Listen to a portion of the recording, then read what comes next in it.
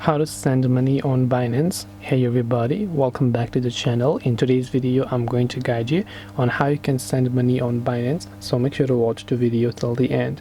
To send money using Binance, open up the Binance app and you will see this type of interface. And then you can simply try to go to this little more option over here. First of all, tap the gear icon, and first you can actually choose all of your payment currency and payment methods, right? So first of all, just add the currency that you want to be using the payments in, the payment method that you want to add for P2P or for P2P payment method, notifications and so on. Then here you can also select the currency. You can select your withdrawal address where you want to withdraw it.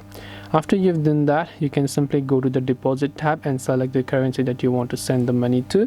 And once you've selected, let's say USD you want to select, you can select USD, you can paste the addresses and so on, and you will be able to successfully send money on Binance.